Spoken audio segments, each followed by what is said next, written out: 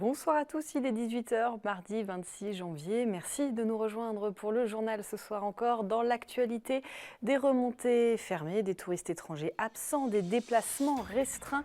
La montagne vit un hiver si particulier. Un hiver étrange aussi pour les secours en montagne qui voient leur activité en baisse. Emmanuel Jaude s'est rendu au PGHM de Chamonix cette semaine.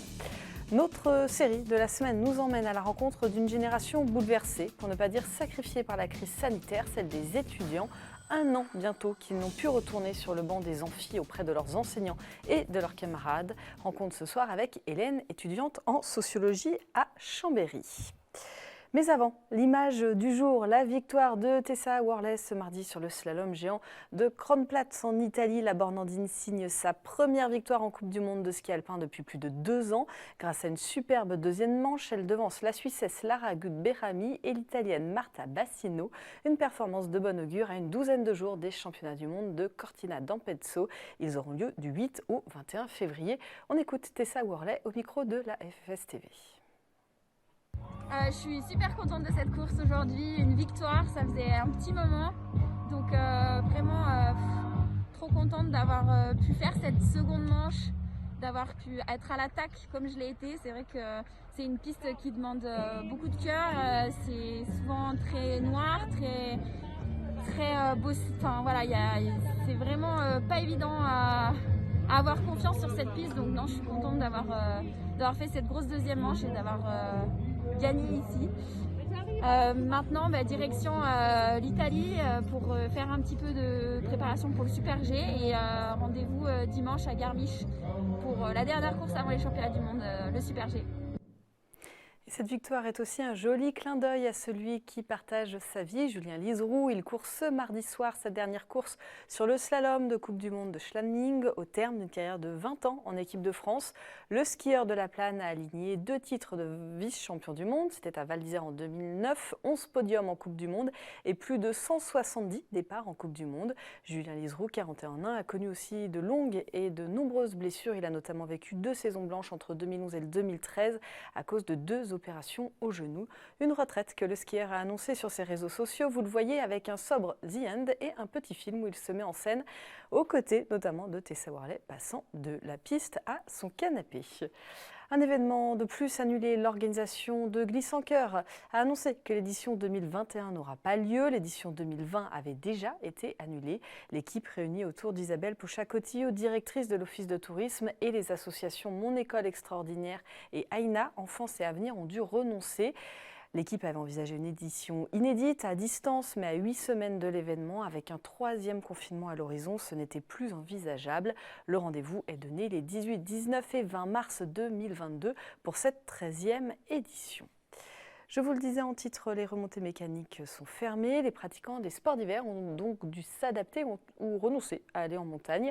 L'activité des secours se trouve de fait impactée. Depuis le début de saison, le nombre d'interventions et la gravité des traumatismes ont bien baissé. Comme nous l'explique Emmanuel Jaude, il s'est rendu auprès des équipes du PGHM de Chamonix il y a quelques jours. Sur la base du peloton de gendarmerie de haute montagne de Chamonix, l'agitation est toute relative. Bien loin d'une saison normale, l'activité des secouristes a fortement diminué par rapport à l'année dernière. En tout et pour tout, sur les vacances de Noël, jour de l'an, le PGHM de Chamonix sur le massif du Mont-Blanc a traité 17 opérations pendant les vacances scolaires et le PGHM d'Annecy en mixité avec le groupe des sapeurs montagne en a traité autant, donc 17 sur leur zone d'intervention. Donc vous voyez, ça fait comme des chiffres qui sont moindres par rapport aux autres années où on avait une moyenne de 3 secours par jour sur chaque unité, uniquement sur la pratique du ski alpin. Moins de secours et des traumatismes moins graves. En effet, toujours aujourd'hui, aucun décès n'est encore à déplorer en Haute-Savoie.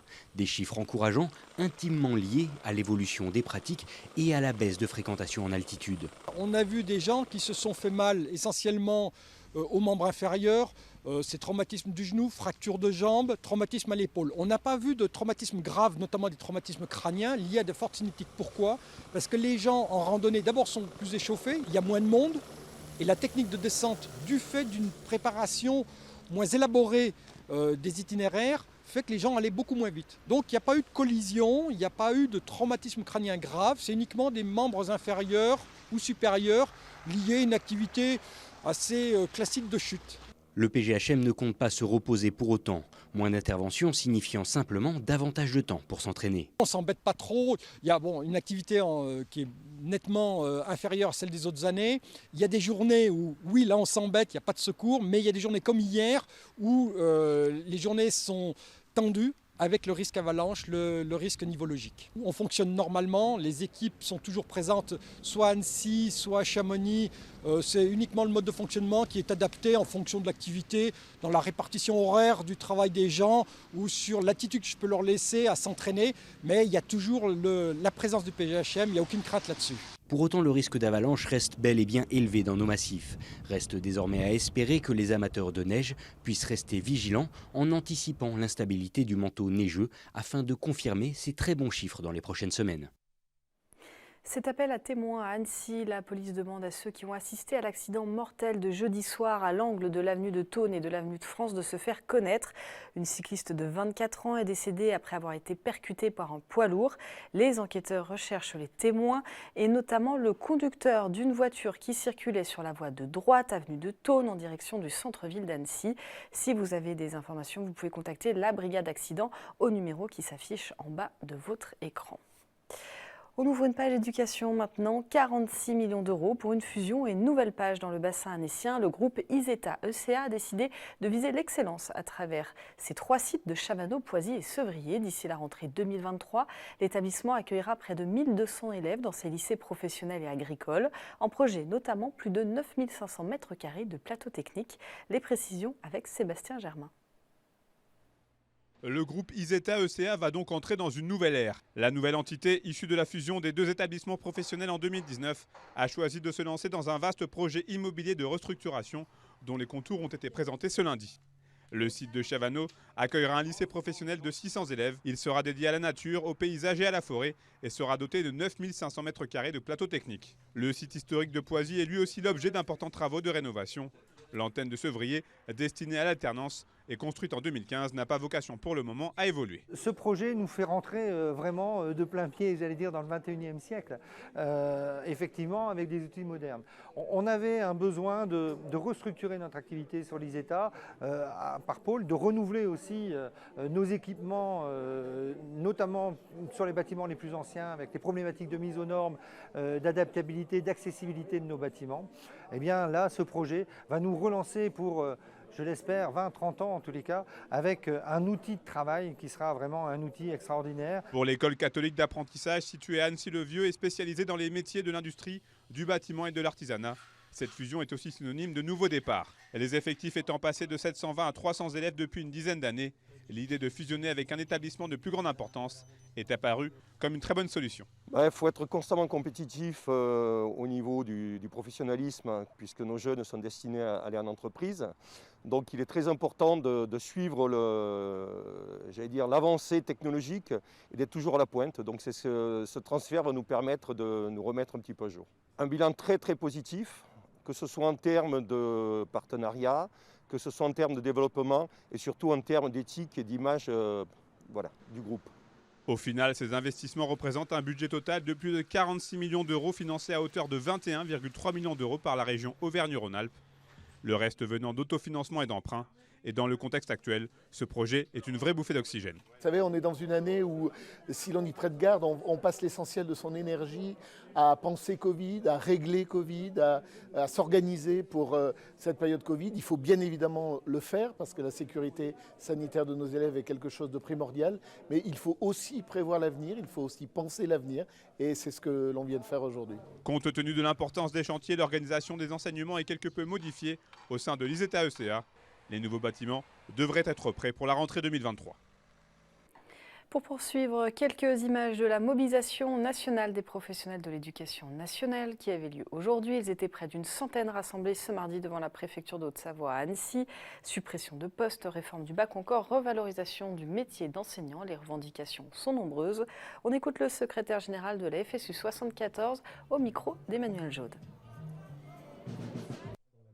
On voulait mettre un point d'éclairage sur la situation dans l'éducation nationale, à la fois en termes de revalorisation, puisque le ministre avait annoncé des choses et ce n'est pas du tout la réalité, en termes d'organisation des examens et particulièrement du bac, où il vient d'annoncer, le ministre, qu'on serait en contrôle continu pour une partie des épreuves.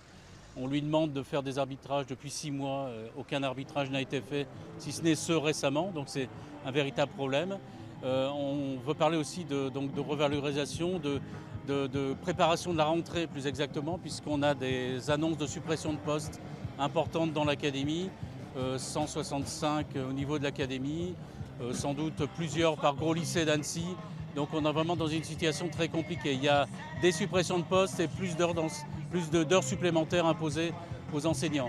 Ensuite, il y a la situation particulière des AED qui étaient dans l'action début décembre, qui étaient en action aussi la semaine dernière et qui sont dans la manif aujourd'hui. Il n'y a pas suffisamment de personnel AED dans les collèges et les lycées. Ils demandent une forme de titularisation pour leurs années au-delà des 6 ans d'emploi classiques. Et donc il y a toute une série de revendications à la fois des différentes catégories de l'éducation nationale, en second degré, premier degré, et également des situations compliquées de personnel de gestion dans les établissements, de nettoyage, puisqu'autour du Covid se pose le problème des personnes qui assurent l'entretien des établissements. Et à noter que les enseignants ont prévu de se remobiliser le 4 février prochain avec de nombreux autres corps de métier à l'appel de l'intersyndicale. Éducation toujours avec notre série de la semaine. Ils n'ont pas remis les pieds à la fac depuis près d'1 an. Depuis le premier confinement, des milliers d'étudiants français suivent leurs cours à distance. Ils n'ont de contact avec leurs professeurs ou leurs camarades que par écran interposé. Beaucoup en souffrent, la vie d'un étudiant à l'heure du Covid. C'est le thème de notre série de la semaine. Ce soir, première rencontre avec une étudiante de l'université Savoie-Mont-Blanc à Chambéry. C'est un reportage signé Victoria Lopez.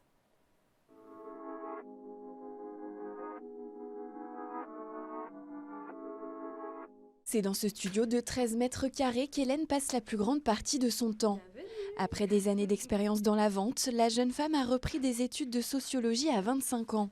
Confrontée à des difficultés personnelles accentuées par les périodes de confinement, elle doit suivre à nouveau des matières qu'elle n'a pas validées l'an dernier.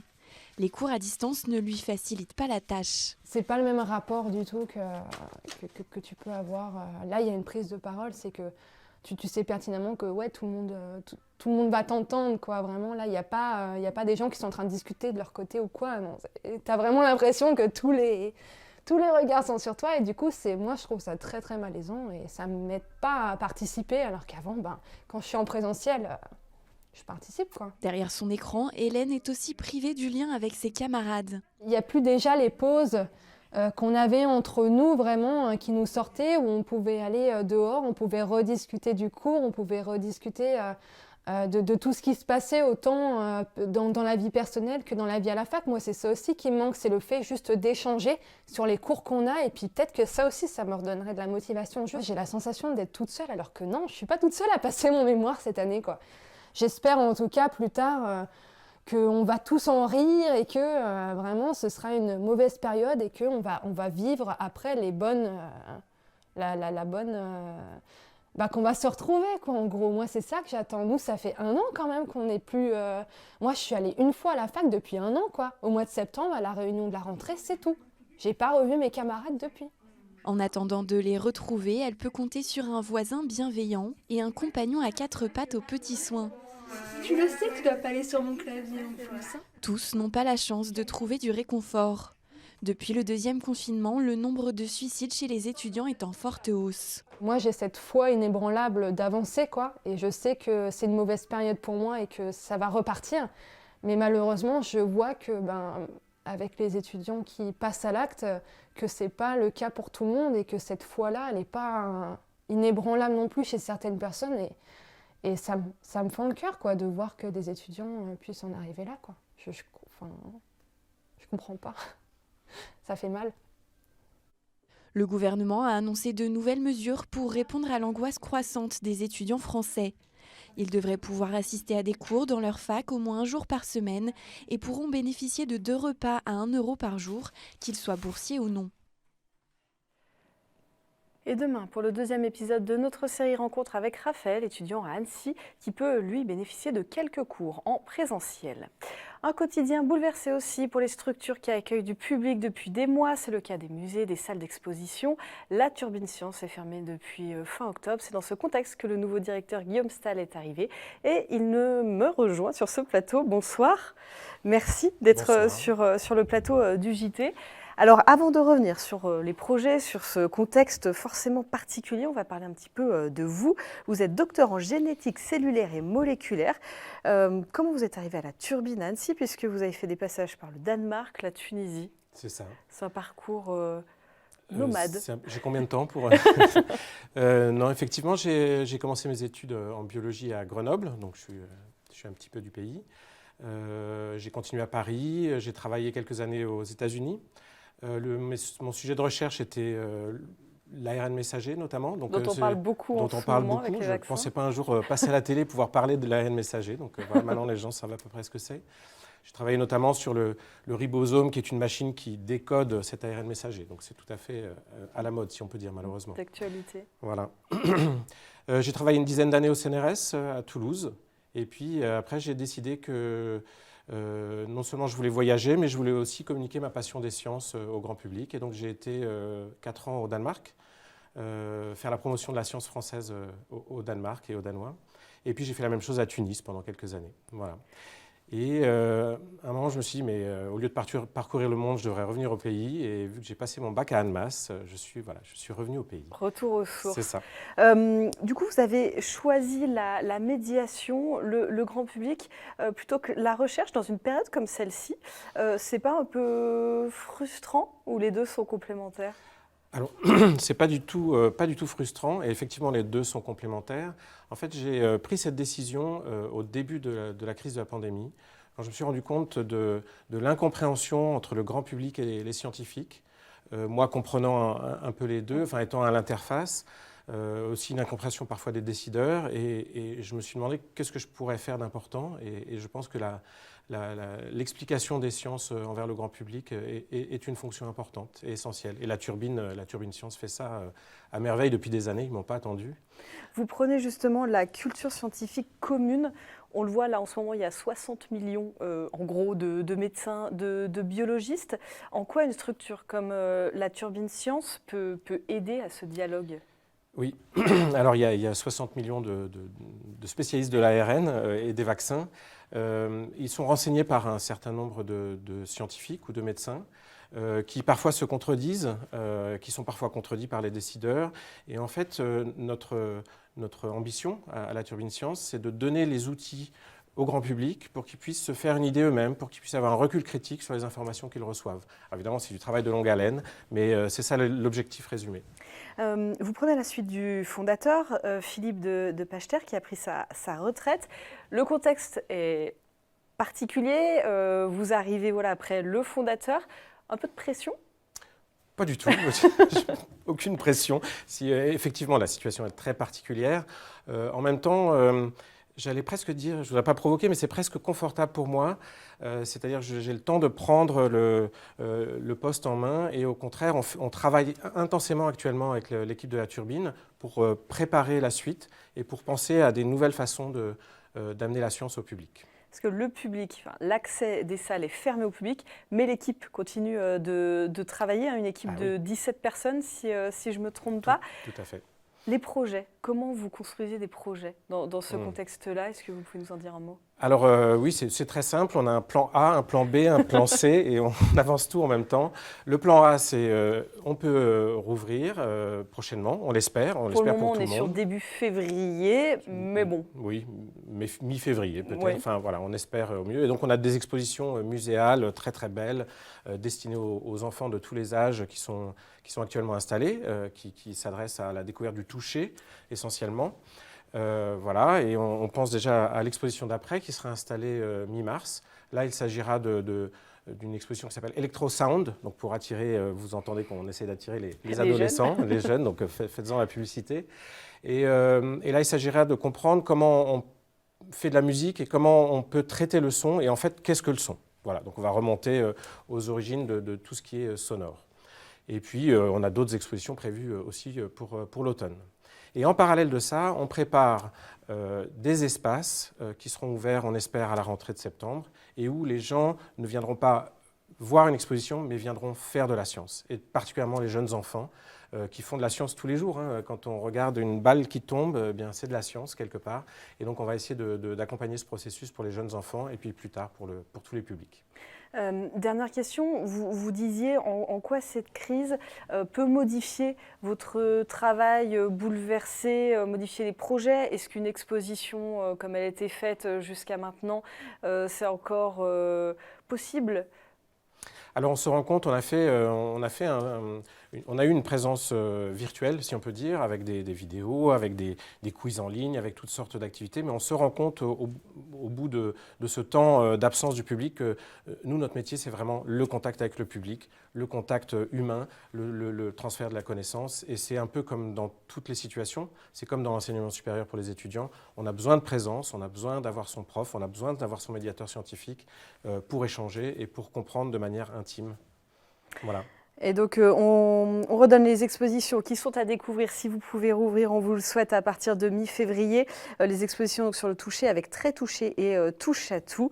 Merci beaucoup, Guillaume Stahl, d'être venu sur ce plateau. Vous restez avec moi jusqu'à la fin du journal, puisqu'on se quitte avec des images d'athlètes qui défient chaque jour la gravité. L'équipe des Soul Flyers avait choisi la mythique phase de Bellevarde, qui plonge sur Val d'Isère pour leur prochain challenge. Les premiers repérages avaient lieu l'été dernier, mais en ce mois de janvier, c'est un hommage à son coéquipier Vince Reffet, décédé cet automne, que Fred Fugen a survolé en wingsuit, la piste noire la plus exigeante du circuit de ski alpin. La vidéo filmée par Vincent Cotte en wingsuit et Dino Raffolt de Super Size Film, qui lui était à ski, est à couper le souffle, vous le voyez. Juste après ça, c'est la météo. Merci de votre fidélité, merci à toute l'équipe. On se retrouve dans quelques minutes pour le deuxième épisode de Panorama, consacré cette semaine à l'entrepreneuriat et la force du collectif. À demain, passez une très belle soirée.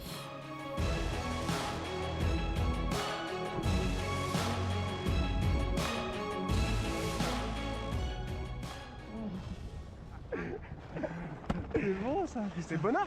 Ah ouais.